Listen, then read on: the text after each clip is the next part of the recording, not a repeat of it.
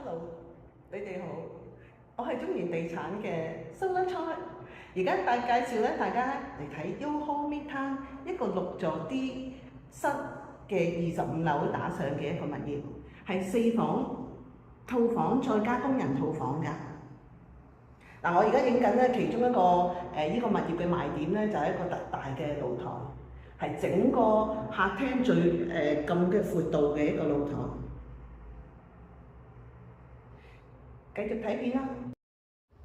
而家正在參觀緊嘅咧就係 YOHO Midtown 6座 D 室一個25樓嘅4房套房加工人套房戶型嘅物業，咁係898尺嘅實用面積。而家首先睇下個客飯廳啦。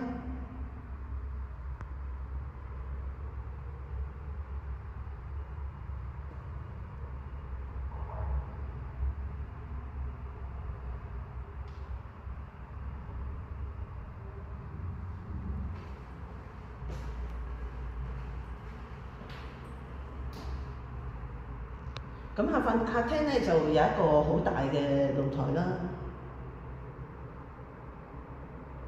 因為898尺咧屬於係一個4房戶型，就比較罕有啲嘅喺 YOHO Midtown，甚至乎喺同區都係4房嘅伙數咧都唔係太多嘅。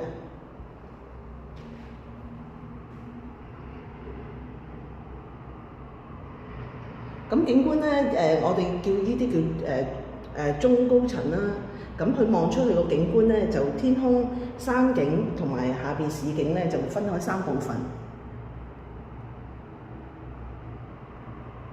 咁元朗嘅優點咧，就喺呢啲景觀度完全可以發揮到，因為喺呢啲層數望出去咧，都完全私隱度高，亦都好開揚，採光亦都做得好好。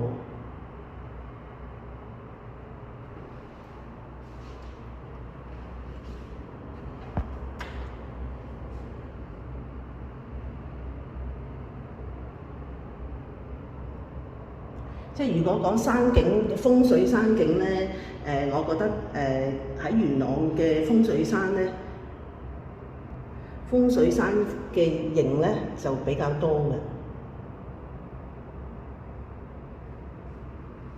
咁好，我哋而家再睇一睇個客飯廳先。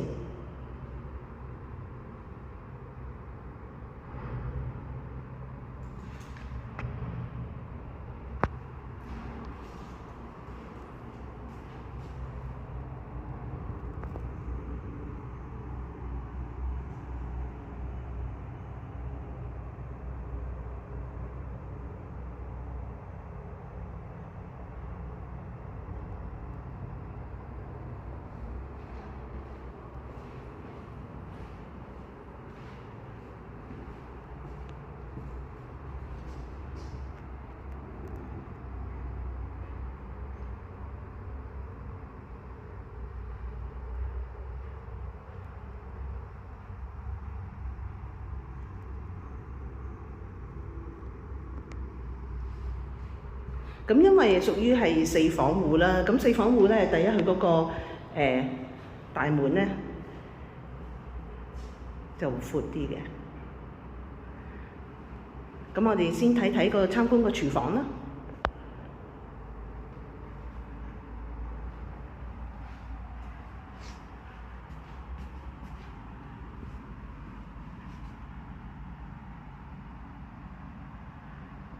咁廚房咧就係兩邊煮餸嘅工作台面。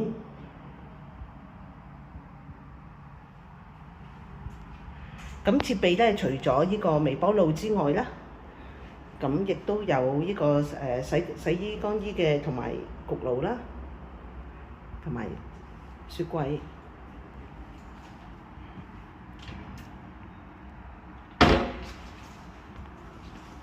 咁工人房咧就喺個廚房裏邊嘅。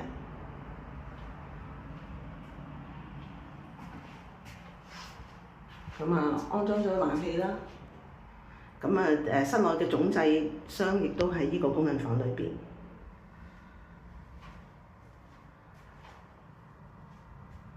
咁呢個係工人嘅洗手間啦。咁即係4房套房再加工人套房。好啊，而家我哋入去房區睇一睇啦。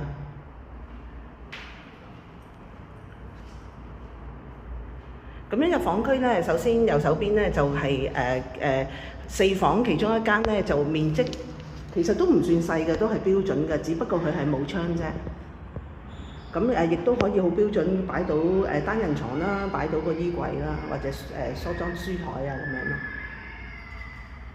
咁呢啲多咗有多一個房咧，可以攞嚟做衣帽間啊、書房啊。咁其實有好多買家佢哋都想多一間房嘅一家人。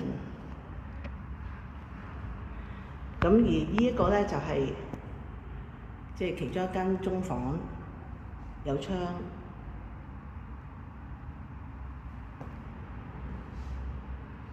咁啊，面積都好標準嘅。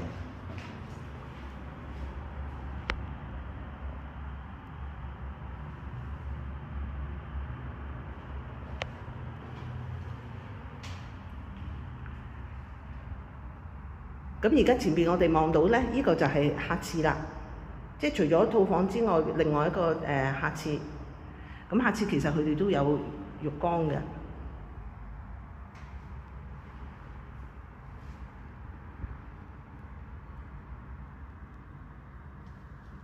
好，我哋而家睇埋另外一間中房先，即係標準中房啦。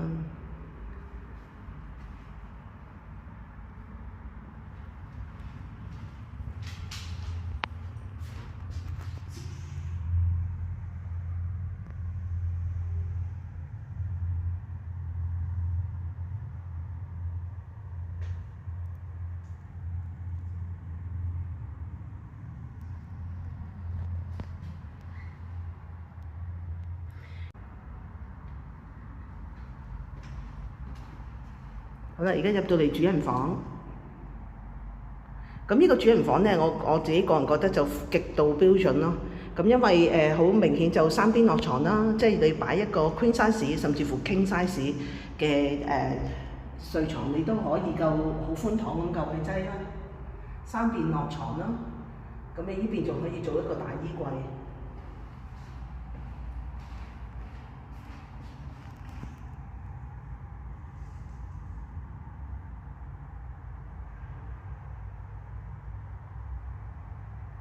咁我而家拍嘅咧，用翻1嗰個距離咧去拍攝嘅，就冇攞遠或者攞近咗個鏡頭。咁啊，盡量希望可以表露翻個實際個物業嘅現狀俾大家睇下。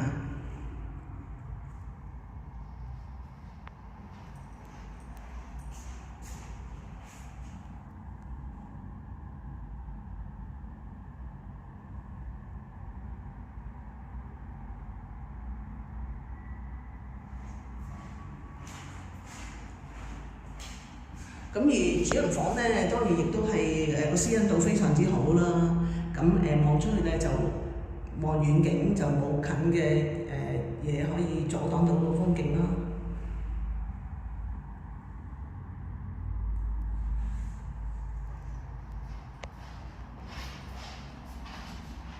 而家睇睇個景觀。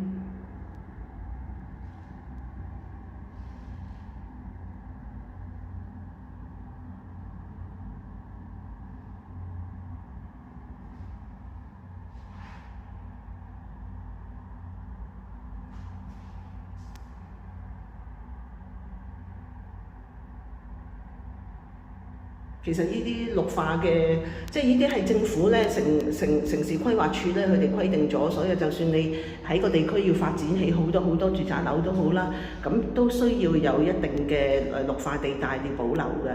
咁所以呢個亦都係喺元朗居住購房你哋個景觀嘅保證嘅一個優點咯。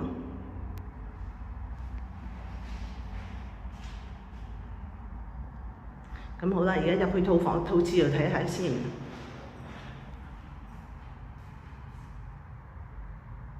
咁套廁都係浴缸嘅。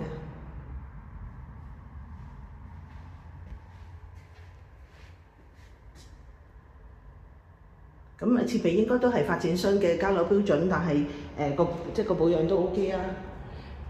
最讚歎其實時間咧，亦都係可以證明到咧邊一個發展商佢哋嘅建築比較妥當啊，比較耐用啊。咁新鴻基咧可以係經過起碼20年嘅建設時間見證咧，佢哋好多樓盤雖然可能都有10幾20年樓啦，咁但係同而家現今嘅新樓咧都可以媲美㗎。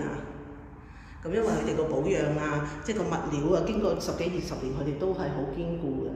咁亦都 expect 係一路好耐都會好堅固啦。咁所以點解買新鴻基嘅物業啦，新地發展嘅物業咧就物有所值嘅意思。而家睇多次個客飯廳啦。